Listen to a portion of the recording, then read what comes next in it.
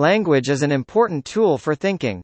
Therefore, even if we see the same thing or see the same word, how we perceive it is greatly influenced by the language and the lives of the people behind it. In terms of language, there are huge differences between the Japanese and Chinese languages, and these differences have led to differences in the way people in the two countries think. Are there such big differences between Japanese and Chinese? Yes, there are. Let's first consider the Japanese language. Okay. Let me compare Japanese with English. In English, the beginnings or endings of pronouns change inflect as in, I, my, and, me. In Japanese, however, the cases of pronouns, such as watashi, and, anata, do not change, but particles indicating function such as te, ni, o, and wa, are added agglutinated to express, watashi wa, I, watashi no, my, and, watashi o, me. So Japanese is categorized as an agglutinative language in classical language typology. Yes, it is. English is typologically described as an inflected language, whereas Japanese is described as an agglutinative language. Furthermore, as can be seen in expressions such as watashi wa, watashi no, and watashi o, most words consist of almost the same beats more, and several beats of sounds collectively express meaning. In Japanese, a single beat alone does not mean anything, but rather two or more beats of multiple sounds combined make up the meaning. A single word consisting of two or more beats, such as watashi wa, or watashi no, has a single meaning. In the case of written Japanese, these beats are used as a unit for expressing the meaning by applying kana characters as shown here. Is this also applicable to words in Chinese characters? That's correct. Sometimes, foreign Chinese characters are used to express a word. Let's take the word zhongguo as an example. There is a strong tendency to write the Chinese characters zhongguo and recognize the four beats of chu yu goku as a single, coherent word. It can be said that we rarely think of the meaning of chu and goku separately. In other words, it seems to be one of the characteristics of the Japanese language to understand the sound of several beats as a single lump. So even though it is expressed with two Chinese characters, Shogoku is a single word in Japanese.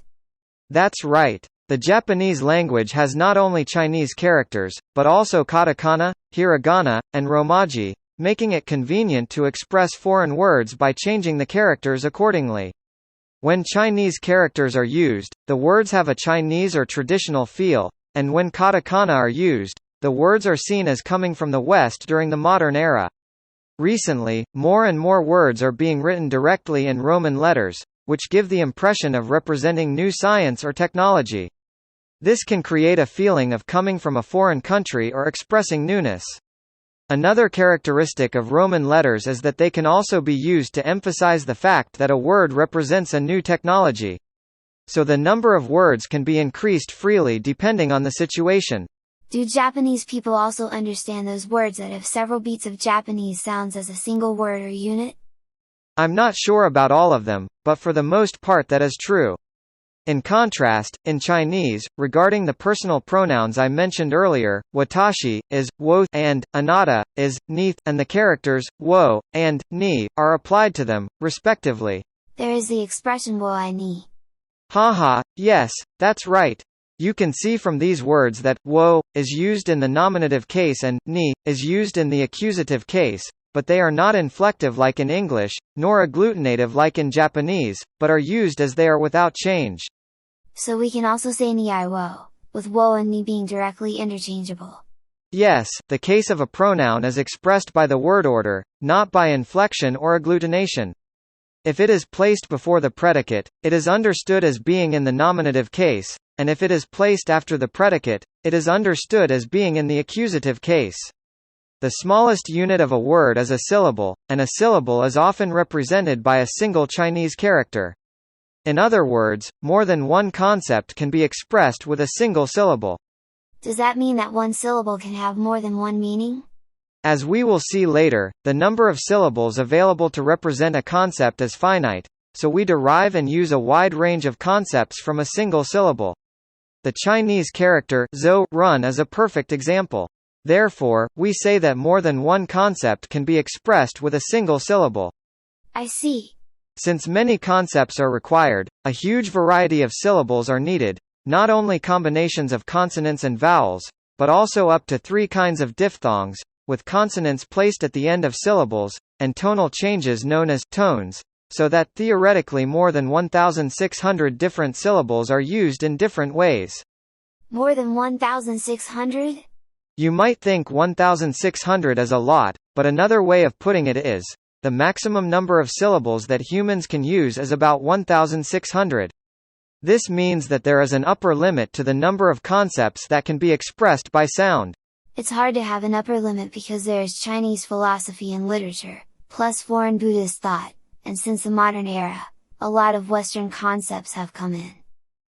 Yes, that's right. However, it seems that even today in China, about 4,000 characters are used in everyday language, so there is no shortage of the 1,600 syllables to be allocated for daily use.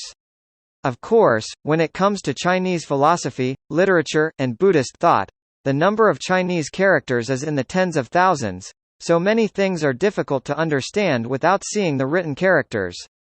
However, Chinese characters as ideographs are composed of parts built around hieroglyphs, so even if a character represents a different meaning, if the meaning is related, the same parts are used. Even if a character represents a different meaning, if the meaning is related, the same parts are incorporated, and the same or similar sounds are used to express the meaning. That's why, for a long time, linguistic research has always insisted on the integration of form, sound, and righteousness, including the letters used. Also, since each syllable in Chinese thus represents a meaning, when the word zhongguo, China is written and read as zhongguo, the meaning of zhong, middle, and guo, country, is strongly perceived. This awareness seems to be stronger for those who are more educated about Chinese characters, including the classics, and weaker for ordinary people in Chinese dialect regions where Chinese characters are not used in their everyday language. In the case of Japanese people, who belong to a completely different language system and use Chinese characters as loanwords, unless they are very well versed in Chinese or Chinese characters, their understanding of such Chinese words will naturally be weak and often remain only partial. They don't understand the derivative meaning of such words. That's right. It goes without saying that zhong can have a strong meaning of middle or center, and that characters that have the sound zhong in the character zhong include zhong and zhong, both of which contain the character zhong as a component part. So when read as zhongguo, it sounds like a very good name because it also includes such meanings. In Chinese, there is certainly an image of the word as a land of sincerity. Many Chinese people seem to have an image similar to that. Because Chinese is such a language, it cannot be separated from the Chinese characters used. However, when Chinese characters are used to express something, they can include derivative meanings, which can be confusing. Can you give some examples? An interesting example of a country's name is that of the United States, which is represented as Megu. That means a beautiful country. Yes. Originally, the United States was called Ya-mo li-jia, but since both ya, and mo are syllables with negative meanings, it conveyed a negative image. After the Opium War in the 1850s, when the Sino-American Trade Treaty was concluded, China requested that the Chinese name of the United States be changed to Mei Li Jian Guo. So Mei Guo is an abbreviation of Mei Li Jian Guo? It became a very beautiful name in the end, didn't it? Yes. Another issue with the Chinese language is that foreign words are translated into Chinese characters in an easy-to-understand form, making it increasingly difficult to distinguish between foreign words and those originally from Chinese. Can you give some examples? When Buddhism entered China, it was understood using the language of the thought of Laozi and Zhuangzi, thereby making discussions on the religion complex. I won't go into details here because it would be rather complicated to explain, but if we say that the syllable and character fo was deliberately created to avoid confusion with other concepts in China, you can imagine what lay behind that. So much has happened since such a long time ago. This tendency to confuse foreign words with Chinese words is expressed in modern China by the term mainlandization, bentuwa, which is a problem that the Chinese are also aware of. A lot of Chinese characters are used in the Japanese language, but such problems have not been seen very often in Japan. This is probably due to linguistic differences. Japanese and Chinese have the characteristics and differences I described earlier.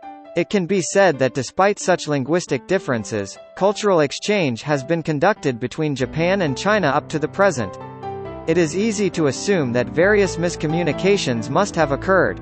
In the next section, we will look at some concepts that have entered Japan from China over time, and some examples of foreign words and miscommunication.